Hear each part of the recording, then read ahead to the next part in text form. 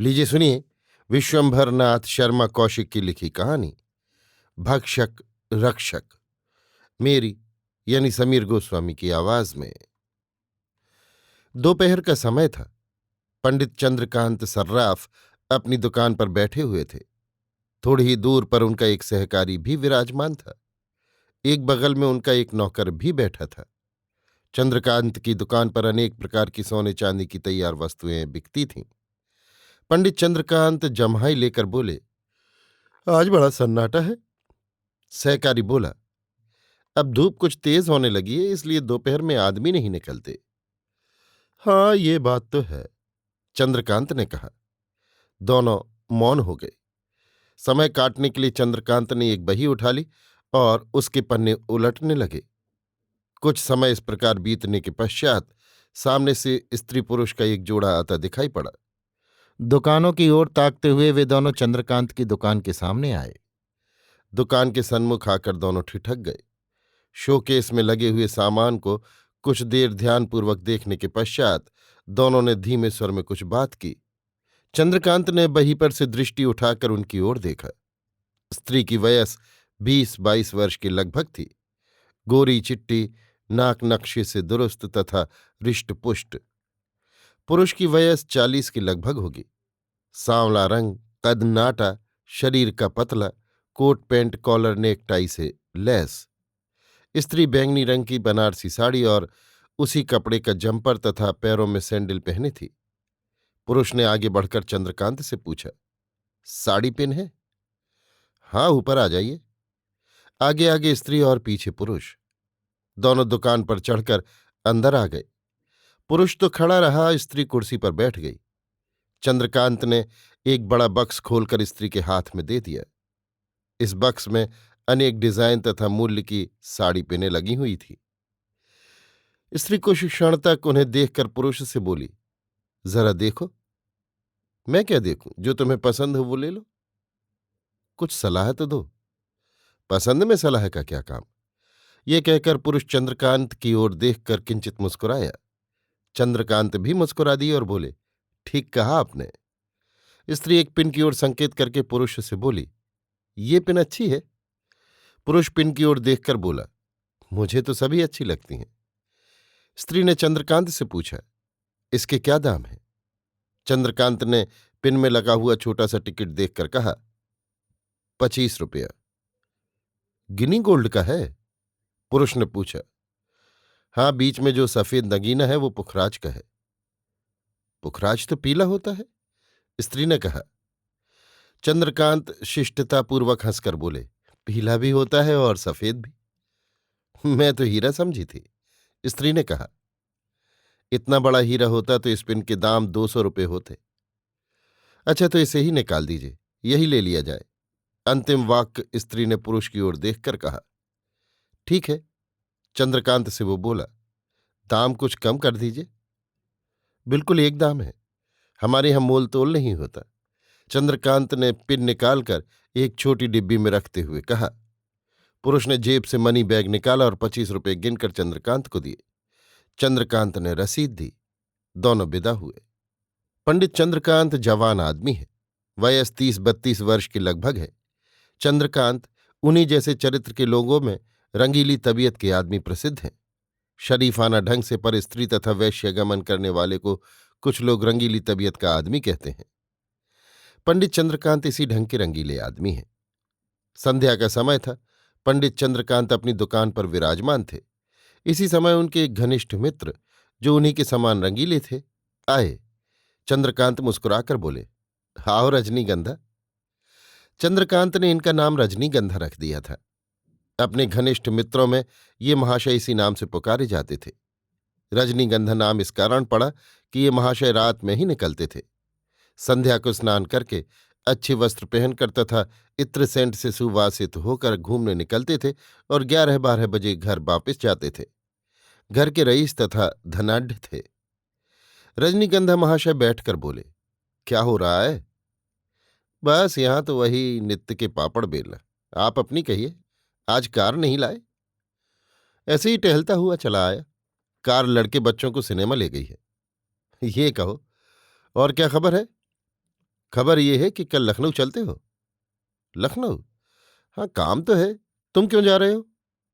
ऐसे ही घूमने फिरने। बहुत दिनों से कहीं गया नहीं, इस कारण तबीयत मचल रही है। तबीयत मचल रही है। मैं सब समझता हूं। चंद्रकांत ने मुस्कुराकर सिर हिलाते हुए कहा। रजनीगंधा महाशय भी मुस्कुरा दिए और बोले, चलोगे?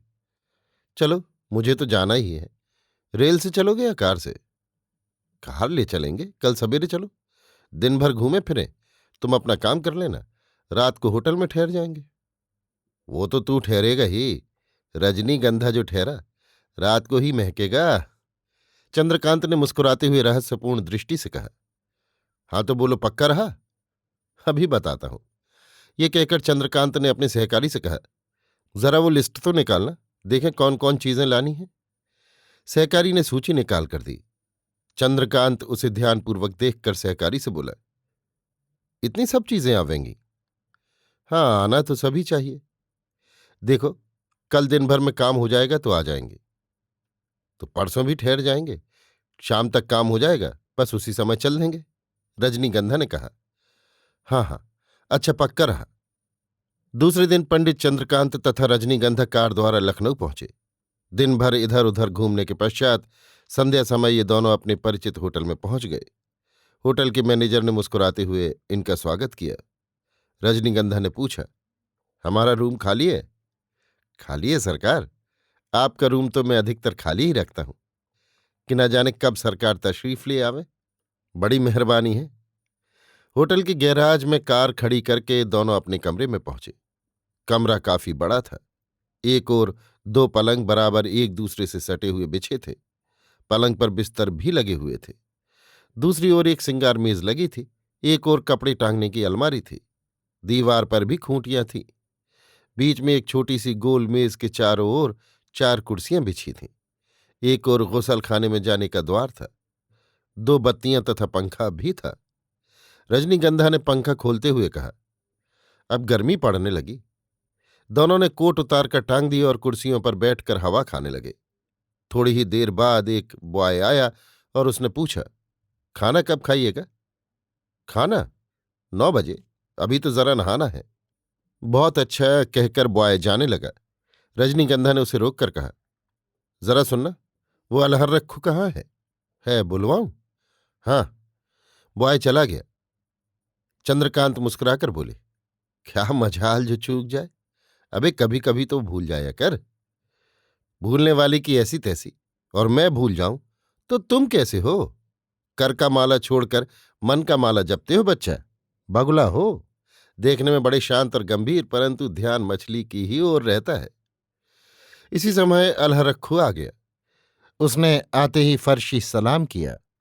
अलहरख्खू की वयस 50 के लगभग। गाल में पान की गिलौरी दबी हुई है।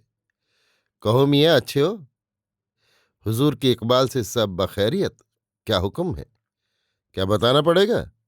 बस आपका इशारा ही काफी है। हमारी पसंद तो जानते ही हो।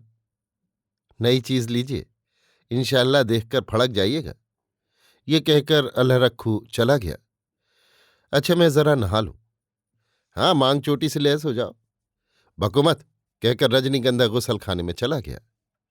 जिस समय रजनीगंधा गुसल खाने से निकलकर बाहर आया और सिंगार मेज के आईने के सामने बैठकर बाल संवार रहा था, उसी समय अलहरख्खू आ गया। उसके पीछे एक स्त्री थी। अलहरख्खू उससे बोला, चलिए आओ। स्त्री सकुचाती हुई आकर कुर्सी पर बैठ गई, परंतु ज्यों ही उसकी दृष्टि चंद्रकांत पर पड़ी, वो चौंक उठी। चंद्रकांत ने भी उसे ध्यानपूर्वक देखा। सहसा वो भी चौंके। ये स्त्री वही थी जो 1 मास पूर्व 25 रुपए की साड़ी पिन ले गई थी। स्त्री तुरंत उठ खड़ी हुई और अल्लाह से बोली, चलो। क्यों क्यों, बैठो, शरीफ आदमी है। चंद्रकांत बोल उठा, बैठो, कोई डरने की बात नहीं है। अल्लाह रखू, तुम जाओ। अल्लाह रखू चला गया। रजनीगंधा चुपचाप देख रहा था। चंद्रकांत ने पूछा, तुम कौन हो, सच बताओ। स्त्री रोने लगी। कुछ देर बाद जब वो शांत हुई तो बोली, आप विश्वास नहीं करेंगे। विश्वास क्यों नहीं करेंगे? कहो। स्त्री ने अपना वृत्तांत सुनाया। वो एक भले घर की लड़की थी। पड़ोस के एक युवक के प्रेम में फंसकर उसके साथ भाग खड़ी हुई थी। उसी वक्त ने कुछ दिनों बाद उसे उस व्यक्ति को सौंप दिया जिसके साथ अब वो रहती है और जो उस दिन उसके साथ चंद्रकांत की दुकान पर गया था। वो पुरुष उससे ये पेशा करवाता है। चंद्रकांत ने कहा, तुम उसका कहना क्यों मानती हो?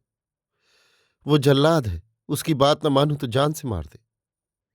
चंद्रकांत रजनीगंधा से परामर्श करके स्त्री से बोला, तुम हमारे साथ चलो तो हम किसी भले आदमी से तुम्हारा विवाह कर दें। मैं तैयार हूं, मेरा उद्धार कीजिए, आपका जन्म भर एहसान मानूंगी। चंद्रकांत उस स्त्री को अपने साथ ले आए और एक युवक के साथ उसका विवाह करवा दिया। कभी कभी भक्षक भी रक्षक हो जाता है।